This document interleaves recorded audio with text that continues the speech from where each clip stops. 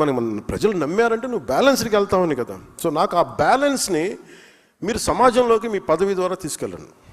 మీ ఏ స్థానాల్లో ఉన్నారో please start doing small correction. చిన్న చిన్న కరెక్షనే ఉండదు, చేయండి. చిన్న చిన్న కరెక్షనే కావచ్చు, అది మీరు బాధ్యతగా చేయాల్సి వస్తుంది. అలాగే నిన్న మాట్లాడితే ఎందుకు అమరజీవి పొట్టి శ్రీరాములు గారి పేరు పెట్టాల్సి వచ్చింది, అమరజీవి జలవాహిని అంటే మనం చేయాల్సింది జనసేన పార్టీగా ఎవరైతే త్యాగాలు చేశారో వాళ్ళని గుర్తించకపోతే, ఉదాహరణకి కొట్టేసాయినో ఎందుకు గుర్తిస్తాం? ఒక దెబ్బలు తిన్నాడు మా పార్టీ కోసం, లేదంటే అక్కడ స్థానిక సమస్య కోసం ఒక దెబ్బలు తిన్నాడు బికాజ్ పార్టీ ప్లాట్ఫామ్ మీద.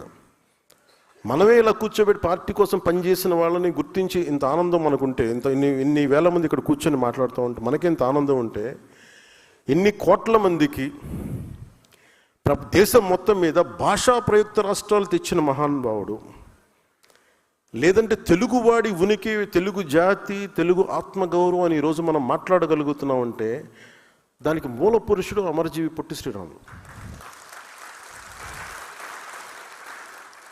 అంటే మనం అలాంటి వ్యక్తుల్ని మనం స్మరించుకోకపోతే, అంటే ఉదాహరణకి 5 సంవత్సరాలు పనిచేసిన ముఖ్యమంత్రి పేర్లు కూడా పెట్టేస్తారు.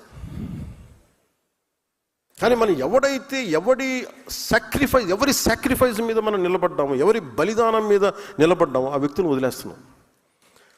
భగవంతుడు నాకు ఇచ్చిన, గురువులు ఇచ్చిన నాకు ఆ జ్ఞానం ఏమో తెలియదు, కానీ ఆయన పేరు స్మరించింది.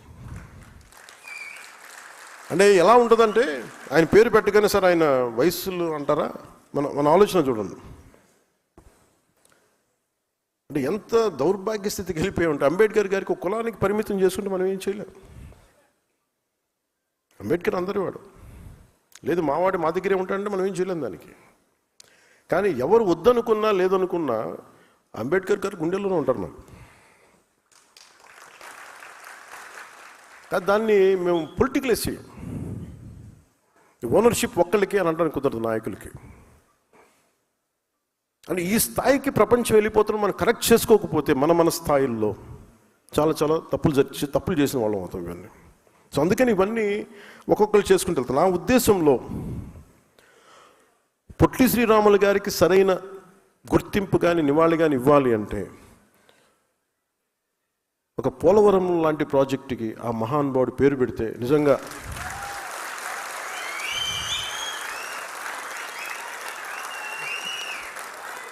ఎందుకంటే అంటే భాషా ప్రయుక్త రాష్ట్రాలు తెచ్చినవాడు, ఆకలితో అలమటించినవాడు. అంటే పోలవరం ప్రాజెక్ట్ అంటున్నాం, కానీ అలాంటి నాకు అనిపించింది ఒక చిన్నపాటి 2 మండలాలకు ఒక జిల్లాకు వచ్చే దానికి కాదు దీనికి పెద్ద పేరు పెట్టాలంటే, ఒకసారి ఇలాంటి ప్రతిపాదన అంటే ఇది నా ఉద్దేశం. ఇది కూటమి ప్రభుత్వం కాబట్టి నా ఒక్కటి ఉద్దేశం పనిచేయదు. ఇక్కడ అందరి చాలామంది సమగ్ర కొన్ని కోట్ల మంది కూర్చొని ఎవరెవరి ప్రతినిధులను తీసుకొని, నా కోరిక ఇది, నా లోపల ఉన్న కోరిక, పోలవరానికి అమరజీవి పొట్టి శ్రీరాములు గారి పోలవరం ప్రాజెక్ట్ అంటే నాకు చాలా గొప్పగా ఉంటుంది. అది కుదురుతుందో లేదో మనకు తెలియదు, కానీ బట్ నాకైతే కోరిక.